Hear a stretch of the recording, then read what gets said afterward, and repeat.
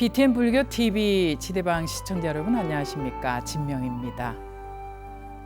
답답한 일상에 새로운 활력을 불어넣고 또 행복을 충전시키는데 여행만한 것도 없을 겁니다.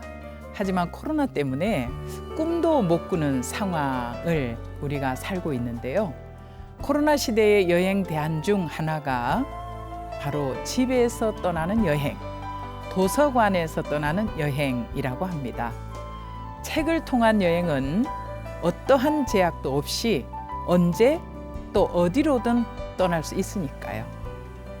오늘 이 시간 지대방에서는 선방 수자이신 각전 스님의 역사와 문화, 철학을 아우르는 순례기로 인도 네팔 순례기와 함께 부처님의 성지를 순례하면서 그 깨달음의 여정을 함께 하도록 하겠습니다.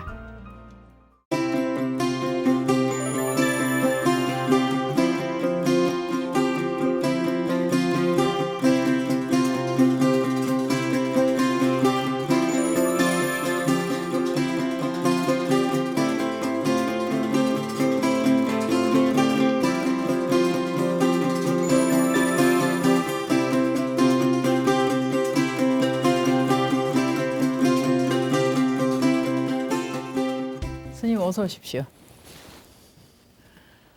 이렇게 BTN 불교TV 지대방에서 뵙게 되어 반갑습니다, 스님. 네, 반갑습니다. 정말 먼 길 오셨는데요.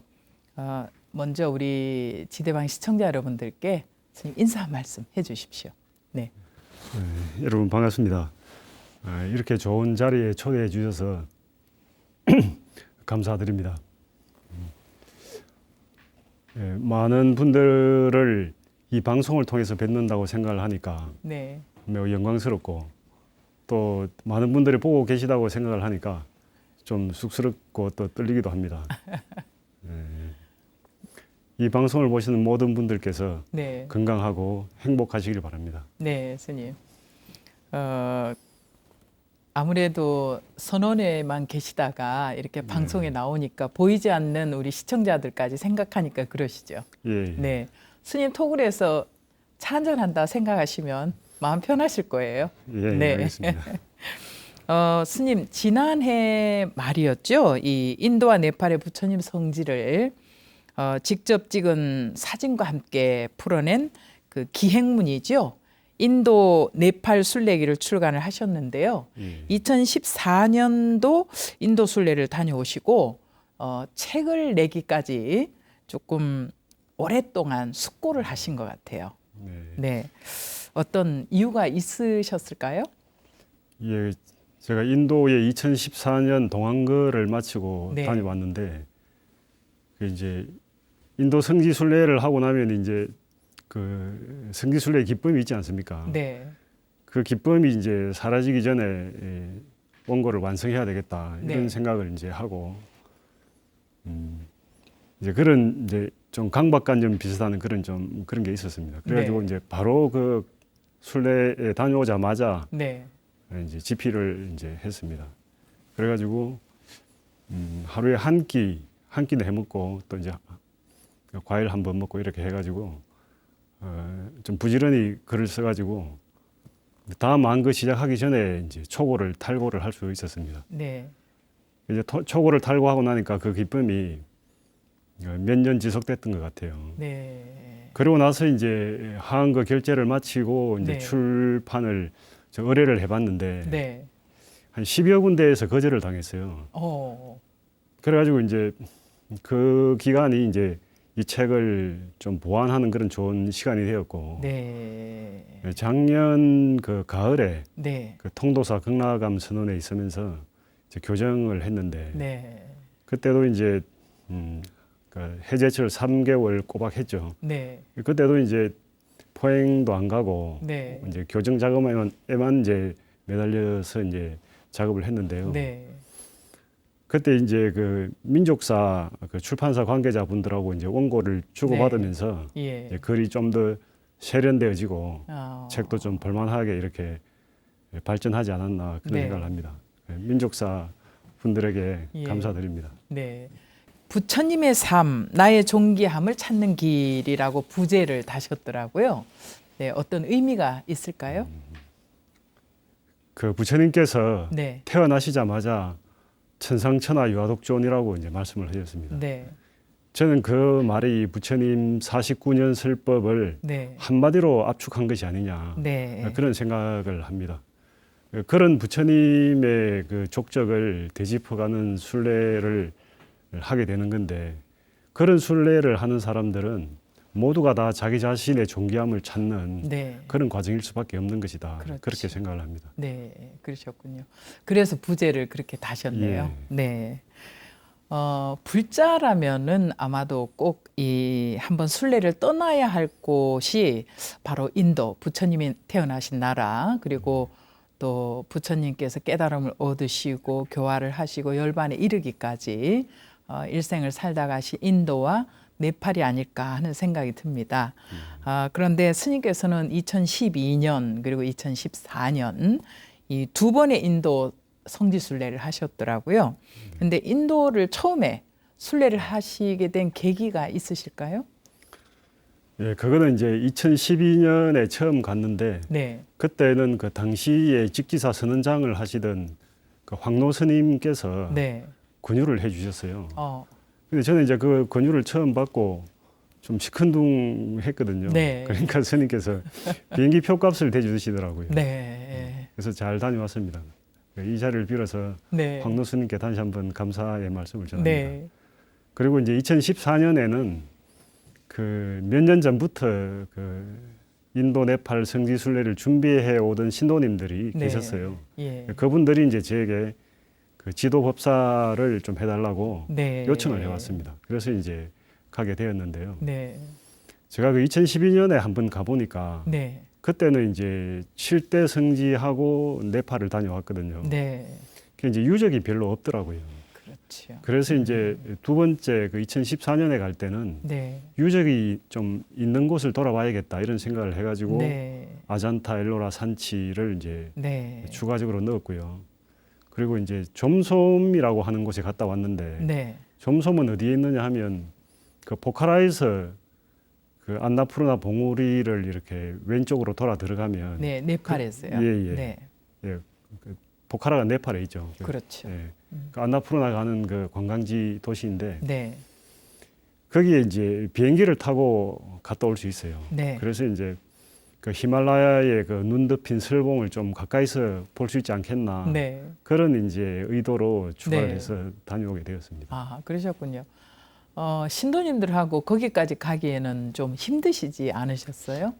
그게 이제 경비행기로 네, 다녀올 수 있는 곳이기 때문에 네. 또 해발 고도도 3,000m가 채 안 되거든요. 아, 그래서 이제 한번 시도를 해봤습니다. 그러셨군요. 그리고 그 인도 북부 델리에서 시작해서 또 네팔 수도 카투만두로 이어지는 약 5,200km 정도 된다고 해요. 그곳이. 그런데 정말 대장정을 담았다고 해도 과언이 아닌데요. 인도 델리를 떠나서 아잔타 석굴, 또 엘로라 석굴, 그리고 많은 유적지에서 여정을 시작을 하셨는데 혹자는 마치 우리 스님 책을 보면 논문 같다. 예, 라는 표현도 할 정도로 대단한 해설과 분석이라고 얘기들을 하더라고요. 이 부분에 대해서 어떻게 생각하세요? 예, 제가 그 이제 그 인도에 갔을 때 네, 그 아잔타 석굴의 그 벽화 작품, 또 조각 작품, 네, 또 건축, 그 다음에 또 산치대탑에 그 부조되어 있는 그 부조들 이런 게 이제 눈에 들어왔습니다. 아, 그래가지고 그걸 이제 해설을 이제 하게 된 건데 네, 기존의 이제 서적들을 찾아보니까 그 제대로 해석을 다 해놓은 게 없더라고요. 네, 그래서 이제 그걸 한번 해설을 해봐야겠다 이런 생각을 이제 하게 돼서 이제 해설을 하게 되었고요.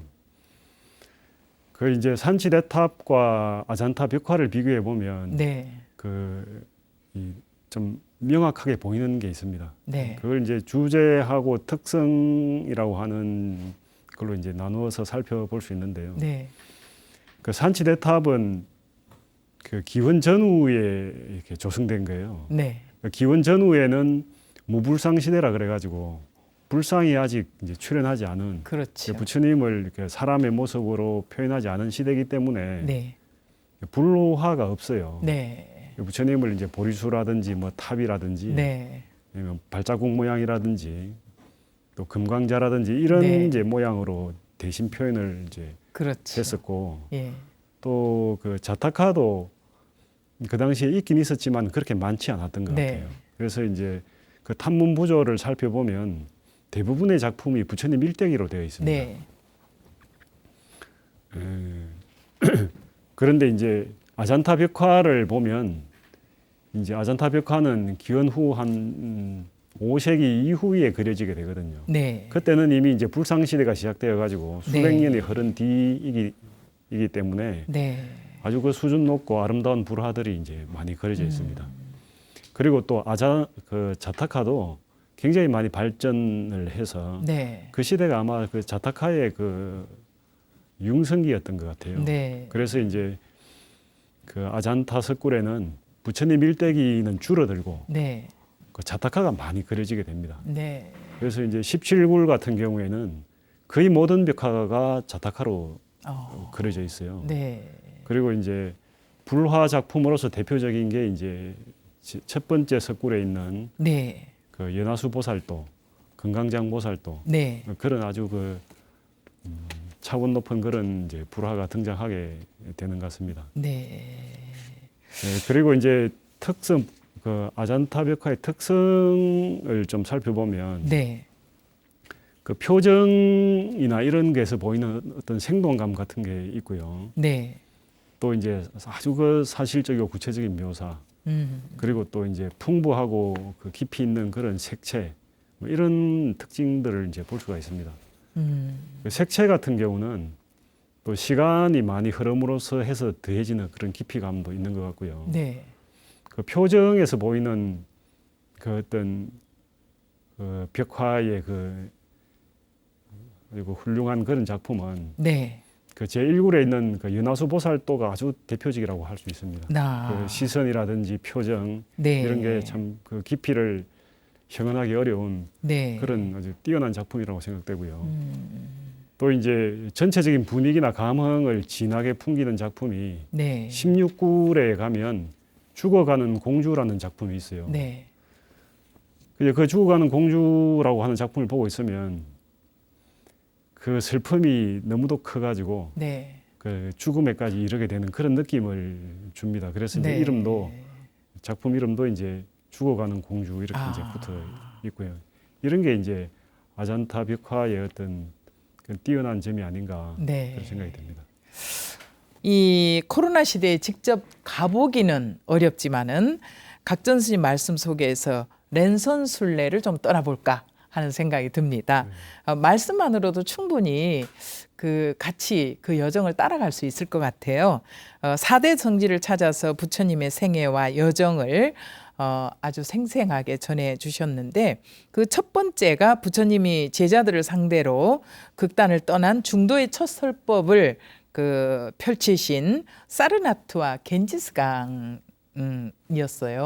이 부분에 대해서 말씀을 좀 해주시면 좋을 것 같습니다. 네, 그 겐지즈강은 네, 그 인도 사람들 고유의 종교적인 열정이 아주 그 많이 느껴지는 그런 곳이었던 것 같아요. 그렇죠. 그 화장터가 있고 네, 또 그 옆에서는 그 강의 신에게 이제 네. 제사를 지내는 그런 아르티 푸자가 네. 매일 밤마다 행해지고 네, 또 그 깨끗해 보이지도 않는 그 강물에 들어가서 네. 업을 씻겠다고 네. 그 목욕을 하는 그런 그렇죠. 모습들 또 그분들은 신앙 속에서 단순히 육신을 씻는 목욕이 아니잖아요. 그렇죠. 그죠? 예. 어떤 정화 의식 예. 같은 것 같아요. 예, 예. 네, 이제 물로 자기의 업을 씻겠다고 이제 네, 이제 그러는 거죠. 부처님께서 그걸 두고 하신 말씀이 있어요. 네, 고기는 그러면 법이 하나도 없겠구나. 네, 이런 말씀 해놓으신 것도 있는데 아무튼 그 사람들은 이제 그렇게 하고 있습니다. 그렇죠. 또 가면 주변에 그 이마에 이렇게 색칠을 하고 있는 네. 그 바람분들도 많이 볼 수 있고. 그렇죠. 네. 근데 이제 사르나트는 가보면 아주 그 평화롭고 편안하고 네, 어떤 억압이라고 하는 것은 정말 하나도 없는 네, 그런 어떤 장소라고 느껴졌습니다. 그런데 저도 이번에 이제 이 책을 준비하면서 이제 자료를 뒤지다 보니까 알게 된 네. 건데요. 그 사르나트라고 하는 곳이 예전부터, 그러니까 부처님 이전부터 히말라야의 그 수행자들이 신통으로 하늘을 날아서 이제 내리고 또 거기에서 정진하다가 신통으로 하늘을 날아올라서 히말라야로 가던 네. 그런 정거장과 같은 그런 곳이었더라고요. 그러다 보니까 이제 그 5세기 초에 인도를 순례한 법현 스님도 네. 그곳을 선인 노건정사라고 번역을 했어요. 네. 그러니까 신선선자를 써가지고 선인들이 있는 곳이다. 그런 번역을 이제 하셨더라고요. 그리고 그 다음에 찾으신 곳이 바로 부처님의 깨달음의 성지죠. 보드가야였는데요. 궁극의 진리를 찾아서 출가한 우리 스님들이라면 아마도 이 보드가야는 어느 성지보다 더 특별하지 않았을까 하는 생각이 들거든요. 어땠습니까? 거기 가니까 보리수가 네. 그 가지가 이렇게 보리수의 가지가 아주 굵은 그런 가지가 사선으로 쭉 뻗어 있는 게 네. 아주 그 힘차고 시원하게 보이더라고요. 네. 그리고 또 그 보드가야 대탑이 굉장히 크지 않습니까? 높이도 수십 미터에 이르고 그렇죠. 규모도 크고 한 그 거대한 그 대탑 맨 밑에 아주 그 협소한 그 공간을 만들어 가지고 네. 불상을 모셨더라고요. 네. 그런 점들이 이제 아주 좀 특이하게 느껴졌는데 이제 그런 것보다도 제가 그 많이 느낀 것은 그 보드가야 대탑에 참배하러 온 그 세계 각국에서 온 스님들, 네. 또 불자들, 네. 또 그분들의 그 눈동자, 또 표정, 또 앉아 있는 모습, 걷는 모습, 독경하는 모습, 또 절하는 모습, 네. 그런 것들이 보여주는 그 진지함이나 네. 신심, 이런 것이 저에게 깊은 그 감명을 주었던 것 같아요. 네. 그리고 이제 방일하지 말고 해야 할 바를 모두 성취하라라는 부처님 최후의 가르침을 주신 열반의 땅인데 바로 쿠시나가르입니다. 수백 년 동안 역사에 묻혀 있었다라고 말씀하셨는데 이 부분은 어떻습니까? 예, 그 불교 성지가 거의 대부분 역사에 묻혔죠. 그렇죠. 왜냐하면 그 불교가 인도에서 한 12세기경쯤 되면 이제 네. 거의 이제 사라지거든요. 그 이슬람의 침공에 의해서 네. 많이 파손도 되고 스님들도 많이 죽고 네. 그러면서 이제 역사에 묻혔는데 그 불교 유적도 네. 역사에 묻혔을 뿐만 아니라 실제로 땅에 묻혀요. 네. 그러니까 왜 그래 됐느냐 하면 이제 인도의 그 건축이 네. 벽돌로 보통 지어지기 때문에 이제 그런 그렇죠. 현상이 일어났습니다. 네. 그 겐지즈 강에는 그 수백 미터에 이르는 충적토가 광대하게 그 펼쳐져 있거든요. 네. 그런 흙을 캐다가 구워서 벽돌을 만들어서 그 벽돌집을 짓기 때문에 이게 시간이 오래되면 흙으로 돌아가게 돼 있어요. 그렇죠. 그래서 이제 불교가 사라지면서 그 건물 보수도 안 하고 그대로 방치되었기 때문에 그렇죠. 파손된 것도 있지만 네. 저절로 그만 이제 흙으로 돌아가서 동산처럼 흙동산이 돼 있었던 거죠. 네. 그걸 이제 후세 사람들이 발굴을 해서 우리가 지금 그 기단이라든지 1층이나 지하 이런 것을 이제 볼 수 있게 되는 겁니다. 네. 쿠시나가르는 그 아주 조그만 시골 마을이에요. 근데 거기가 참 저로서는 정겹고 푸근한 곳으로 느껴지더라고요. 네. 그냥 농사 짓고 네. 뭐 소 치고 뭐 이런 동네인데 그 소를 많이 치니까 또 우유 생산이 많고 네. 그래서 유제품도 많이 만드는 것 같고 네. 또 거기 짜이가 참 맛있어요. 네. 그런 어떤 푸근한 그런 동네라고 이제 기억이 되고요. 네. 부처님께서 열반길에 이제 법문을 해 놓으신 게 몇 개 있습니다. 네. 거의 한 10여 개, 한 10개 조금 더 되는데요. 음. 그 중에서 몇 개만 좀 소개를 네. 해도 될까요? 예. 이제 수법능행 각화 공양 열애 이런 이제 말이 있습니다. 네. 수법, 부처님의 법을 받아들이고 네. 능행, 능히 행하고 각화, 깨달음의 꽃을 피우는 것 그것이 공양열애, 열애를 공양하는 것이다. 네. 이런 말인데요. 이게 왜 이런 말이 나왔느냐 하면 부처님께서 이제 열반에 드시려고 사라상수 사이에 이제 앉으셨어요. 그러니까 때 아닌 이제 꽃비가 내렸습니다. 네. 그러니까 부처님께서 그 꽃비를 보고 저것은 열애를 참으로 공양하는 것이 아니다. 네. 이렇게 말씀을 하십니다. 그러니까 옆에 이제 안한존자가 있다가 그러면 무엇이 열애를 참으로 공양하는 것입니까? 이렇게 질문을 해요. 네. 그러니까 이제 부처님께서 수법능행 각화 공양 열애니라 네. 이런 말을 합니다.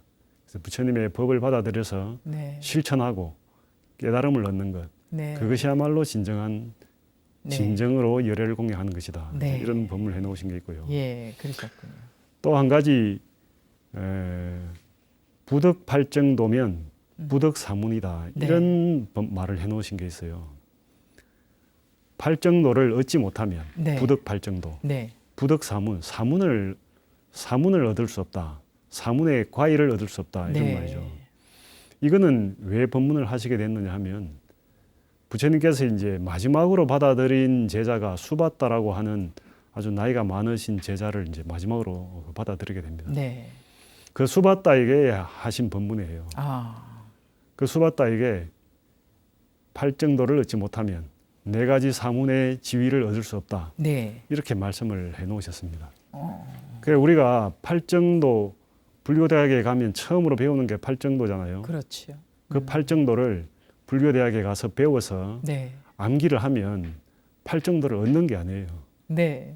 팔정도를 얻는다는 것은 독경을 하든지 기도를 하든지 네. 연부를 하든지 관법을 하든지 네. 화두를 들든지 어떤 수행을 해서 네. 자기 스스로 체득을 하는 겁니다. 그렇죠. 그렇게 될 때 팔정도를 얻게 된다고 이야기를 하고 네. 그때야 비로소 팔정도가 있게 되는 거예요. 네.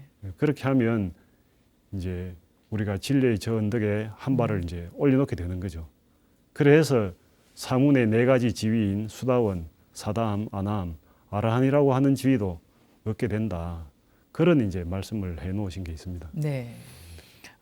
부처님 탄생지인 이 룸비니 동산에 대해서는요, 뭐 학자들 나름대로 오류가 많다라고 얘기들을 하는데요. 일단 인도가 아닌 네팔에 속해 있어요. 행정구역상으로. 그러다 보니까 그 이름과는 달리 동산은 보이지 않는다. 뭐 혹자들은 이렇게들 말을 하는데 우리 스님께서 가보신 룸비니 동산은 어땠습니까? 이제 동산이라고 말을 하니까 네, 표현이 그렇겠죠. 예, 그 네. 우리나라는 이제 산이 많고 하니까 네. 언덕배기가 있어야 동산이다 이렇게 그렇죠. 이제 생각을 하는 거죠. 네. 그건 이제 우리나라의 지형에 맞춰서 생각을 하니까 그런 거고요. 네. 그 룸비니에는 그 연못이 많이 있습니다. 그래서 이제 그 연못이 있고 또 네. 주위에 그 이제 나무가 있고 숲이 있고 이러면 네. 이제 동산이다 이렇게 이제 표현을 이제 네. 한 거죠. 그리고 이제 논란에 대해서는 그 룸비니의 에 대해서는 논란이 전혀 없어요. 그 지금 현재 룸비니 사원에 가면 그 아쇼카 석주가 서 있습니다. 그렇죠. 그 아쇼카 석주에 그 여기가 부처님이 탄생한 곳이다라고 하는 네. 명문이 발견되었어요. 네. 그래서 거기가 이제 부처님 탄생지인 것은 의심의 여지가 없고 네. 이제 논란은 어디에 있느냐 하면 카필라 성이 어디에 있느냐 네.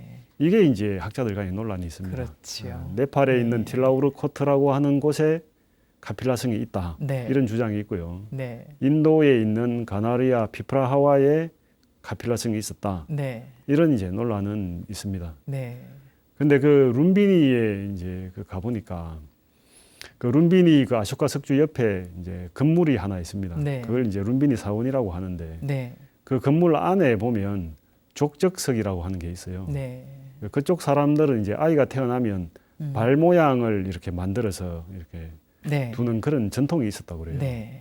그래서 그 부처님의 발 모양을 만들어 놓은 족적석이 거기에 있고 네. 그 옆에 이제 마야 부인이 출산하는 네. 그런 부조가 하나 서 있습니다.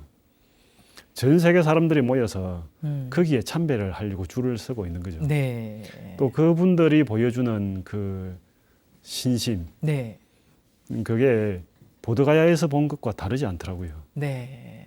서양인들을 포함해서 많은 그 세계의 사람들이 와서 네. 아주 그런 그 간절함이 예. 표출되는 그런 장소였습니다. 네.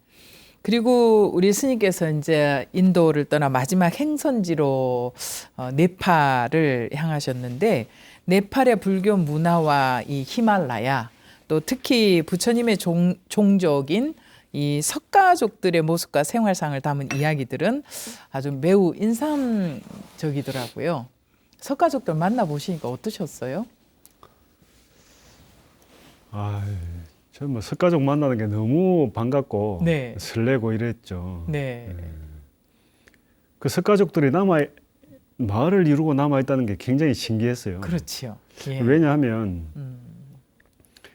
그 경전에 의하면 고살라국의 그 비루다카 왕이 네. 그 석가족 그 카필라국을 쳐들어가서 다 멸망을 시켜버렸잖아요. 그렇죠. 근데 그 예. 사람들이 어떻게 오늘날까지 남아서 네. 그렇게 그 존속을 하고 있는지 네. 그 자체가 참 신기했고요. 네. 근데 또 경전에 보면 부처님께서 반열반 하시고 다비를 나눌 때 보면 그 8분을 했다고 여덟 종족이 등분으로. 와서 네. 가져갔다고 그러는데 그 중에 석가족이 또 있거든요. 네. 그런 거 보면 이제 석가족이 멸망당한 다음에도 어딘가에 그 집단을 이루고 있거나 그렇죠. 제법 큰 공동체를 이루고 살았을 것 같아요. 네. 그리고 이제 그때 그 8분해 간 사리를 모신 불탑이 피프라와에 있는 불탑이거든요. 네. 그리고 그 피프라와에 있는 불탑의 사리를 발굴해서 현재 델리 박물관에 모셔 놓은 거거든요. 그래서 이제 학자들이 피프라와가 카필라성이 아니었겠느냐 네. 이렇게 이제 추측을 하기도 하는데 네. 그 이후에 석가족들이 어디에 살았는지는 알 수가 없는 거죠. 그렇죠. 그런데 카트만두에 가니까 석가족 마을이 있다는 거예요. 네. 그래서 이제 그 현지 가이드에게 부탁을 해서 네. 가게 되었습니다. 아. 뭐 굉장히 설레는 마음으로 아침 일찍 가서 만났는데 만나서 보니까 얼굴 모양이 특색이 있더라고요. 네. 어떤 특색이 있느냐 하면 귀가 커요. 어. 부처님 귀가 크다고 그러잖아요. 그렇죠. 근데 그 사람들 귀가 크더라고요. 네. 또 코가 커요. 네. 또 하관이 발달해 있어요. 얼굴의 그랬어요? 특 부분이 굉장히 네. 발달해 있더라고요. 그리고 또 전체적으로 얼굴선이 굉장히 굵은 네. 그런 어떤 모습을 이제 아. 볼 수 있었고요. 그 석가족 사람들이 이제 불탑을 모시면서 그 주위에 모여 사는 이런 생활 방식을 하고 있는데 네. 그 두 번째에 간 곳이 이제 영권 연구센터라고 하는 곳에 네. 갔었습니다. 예. 거기 이제 처사님하고 보살님 부부가 그걸 기증을 해가지고 거기서 네. 이제 도서관도 있고 공부하는 공부방도 있고 이런데 거기에 이제 일주일에 한 번씩 석가족들이 모여서 불교 공부를 한대요. 그런 게 굉장히 고무적이었고요. 그리고 이제 네팔 불교를 한번 살펴보면 네팔 불교는 그 인도 문화권에 이제 속해 있긴 하지만 네. 조금 인도하고 다르더라고요. 그 뭐가 다르냐 하면 인도가 이제 힌두교와 불교가 대립 경쟁하는 그런 측면이 많았잖아요. 네. 또 갈등도 하고. 그렇죠. 그랬는데 이제 네팔 불교는 그 힌두교와 불교가 잘 융합을 하고 또 조화를 이루고 네. 또 네팔 사람들도 두 종교를 모두 존경하고 네. 뭐 그런 이제 특징이 있는 것 같고요. 또 한 가지 네팔 불교의 특징은 여러 부처님들께서 네팔에서 출생하셨다고 믿고 있는 거예요. 그런 자부심을 가지고 있는 거죠. 룸비니에서 석가모니 부처님께서 태어나셨고 네. 그 틸라우르코트에 있는 카필라성 근처에서 그 7불 중에서 네 번째 부처님인 구류손불 또 다섯 번째 부처님인 군한모니불이 출생하셨다고 합니다. 네. 거기에 이제 그 아쇼카 석주가 세워져 있어요. 네. 그리고 그 아쇼카 석주에 여기는 군한모니불의 출생한 곳이고 여기에 아쇼카 왕이 와서 참배하였다고 하는 그런 명문이 적혀 있는 석주가 그 발견이 되고 그랬거든요. 그래서 이제 네팔 불교도들은 자기네 나라가 여러 부처님들이 출현한 곳이다라고 네. 하는 그런 대단한 자부심을 갖고 있는 것 같습니다. 스님, 이번에 엮어내신 스님 그 인도 네팔 순례기가 우리 불자님들과 그리고 독자들에게 어떠한 울림으로 기억되길 바라시는지요? 네, 제가 이제 순례를 다니면서 네. 신심이 많이 일어나고 또 제 마음이 정화되는 그런 걸 이제 경험을 했습니다. 네. 그래서 이제 그런 저의 경험을 이제 글로 표현은 한 건데요. 이제 그런 글을 읽으시면서 제 그런 어떤 느낀 점에 이제 공감을 하셔가지고 네. 아, 불교라고 하는 것이 이런 것이구나. 또 나도 이 진리를 찾는 여정에 올라야겠구나. 이런 생각을 하신다면 더 바랄 것이 없지 않느냐 그런 생각을 합니다. 네. 자, 이 시간 함께 하시는 우리 시청자 여러분, 오늘 지대방에서는 부처님 탄생과 깨달음의 그 여정을 한눈에 만날 수 있는 인도 네팔 순례기를 펴내신 각전 스님을 모시고 이야기 나눠보고 있습니다. 이렇게 소중한 시간을 만들 수 있도록 우리 붓다회를 통해서나 ARS를 통해서 후원해 주시는 여러분들의 힘으로 이 프로그램이 만들어지고 있습니다. 저희들은 좀 더 다양한 콘텐츠와 또 품격 있는 프로그램을 만들어서 우리 후원자 여러분들께 보답하도록 하겠습니다. 앞으로도 변함없이 여러분들이 BTN 불교 TV와 함께 동행해 주시면 고맙겠습니다. 자, 스님,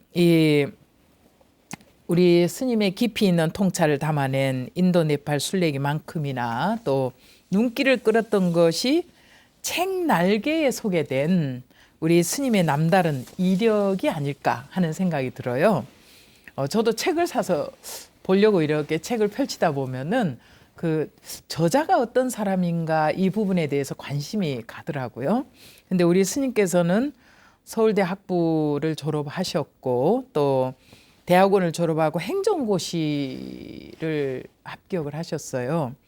그리고 공무원 생활을 하다가 돌연히 출가를 하셨거든요. 그래서 참 오래된 이야기입니다만은 어떤 계기로 해서 이렇게 또 어떻게 보면은 사회에서는 공무원의 꽃이 바로 행정고시 출신이다 이런 얘기들도 하더라고요. 그런데 이 좋은 보직을 갖고 있었음에도 불구하고 출가를 결심하게 되셨는지 어떤 계기가 스님께 이렇게 행동으로 보이게 했는지 궁금합니다. 예, 제가 어려서부터 불교도였던 건 아니고요. 네, 대학을 졸업할 때쯤 돼서 그리고 이제 대학원에 입학할 때 네, 그럴 때쯤 해서 이제 이 불교에 대해서 알게 됐는데 예, 불교에 대해서 알게 된 이후에도 처음에는 출가를 하지 않으려고 했어요. 네, 왜 그랬느냐 하면 어떤 유명한 스님이 주석하시는 절에 갔는데 거기에 천도제 플랜카드를 크게 붙여놨더라고요. 아, 그 플랜카드를 보고 제가 생각하기를 네, 나는 남들이 갖다 주는 밥을 먹고 살아서는 안 된다. 아, 내 스스로의 능력과 노력에 의해서 번 밥을 먹고 살아야 한다. 네, 이런 이제 결심을 했어요. 그런데 이제 세월이 흘러서 출가를 하게 됐는데 출가할 때는 그걸 다 망각을 해버린 것 같더라고요. 그 이제 그 부처님과 같은 그런 길을 가야겠다는 그런 생각이 제 정신을 온통 휘감아 버렸던 것 같아요.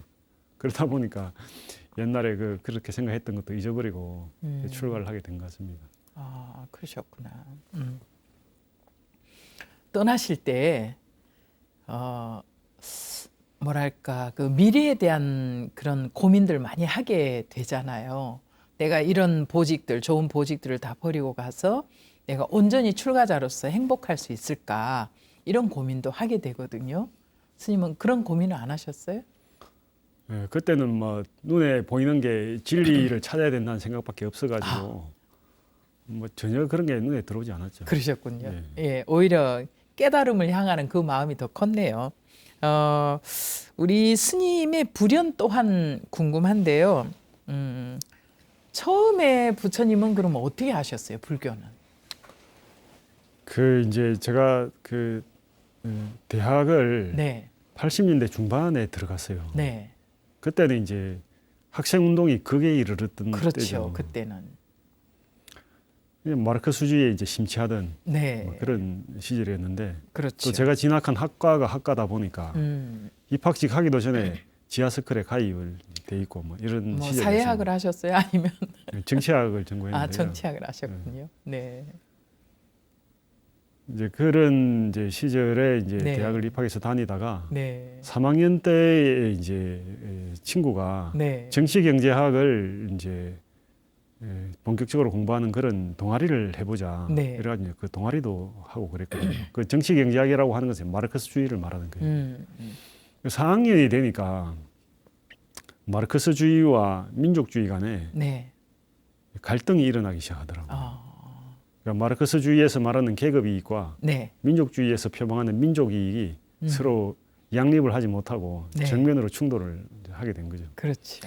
근데 그 번민이 너무 심해가지고 나중에는 이제 잠을 자면서도 막 고민을 하고 그랬어요. 그 정도로 심취되셨군요. 그래가지고 이제 그걸 한 6개월을 그래 이제 지내다가 네. 어느 순간 이제 어떤 신비한 체험을 하게 돼요. 음. 그러고 나서 이제 정신의 존재에 대한 각성을 이제 하는 그런 일이 있었습니다. 아. 그러고 나서 이제 제가 이 정신 세계 또 종교 이런 데 네. 눈을 뜨게 됐어요. 음.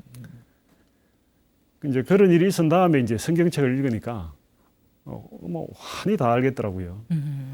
그래서 이제 도덕경도 읽고 장자도 읽고 불경도 갖다가 읽고 이제 이렇게 이제 하게 됐죠. 그래서 이제 선택을 한 게 불교였습니다. 그러셨군요. 다른 종교들은 진리가 이것이다라고 선언만 하는 것 같더라고요. 근데 이제 불교는 그 진리의 연덕에 이르는 그 사다리 그걸 이제 제시해 주는 것으로 판단이 되었습니다. 그렇죠. 그래서 이제 불교에 관심을 갖게 되시고 예. 이렇게 이제 출가 수행자로 오셨는데 요즘은 저 스님께서 경주 남산 중턱 즈음에 있는 토굴에서 혼자 정진을 하고 계시다고 들었는데요. 예. 어떻습니까? 대중에서 정진할 때 하고 또 혼자 이렇게 토굴 생활을 해보시면 장단점이 있을 것 같아요. 어떻습니까? 예. 현재는 자유롭고 편안합니다. 네, 그 내면 세계가 네, 그 스스로 그 발휘해주는 어떤 게 있는 것 같아요. 그러니까 그걸 이제 어떤 방해도 없이 느낄 수 있는 그런 생활이지 않나 네, 그런 생각이 들고요. 또 이제 토굴 생활에서 오는 어떤 단절감, 또 이제 그 단절감에서 오는 불안감, 네, 또 외로움 이런 건 이제 현재로서는 잘 못 느끼고 잘 있습니다. 네, 그렇군요. 끝으로 우리 BTN 불교 TV 지대방 시청자 여러분들을 위해서 스님 덕담 한 말씀 남겨주시고 이 시간 마무리하면 좋을 것 같습니다. 예, 그 할로 축괴 네. 사자교인이라는 말이 있습니다. 네, 할로라고 하는 것은 한 나라의 개를 말해요. 그 한 나라의 개가 그 흙덩어리를 쫓아간다 이 말인데요. 네, 그러니까 사람이 이제 흙덩어리를 던지니까 이 개가 그 흙덩어리가 고깃덩어리인 줄 알고 쫓아간다 이 말이거든요. 그래서 그 흙덩어리는 뭘 말하는 거냐 하면 우리들의 감정과 생각을 말하는 겁니다. 개한테는 그게 고깃덩어리고 네, 우리에게는 그게 금덩어리가 되는 거죠.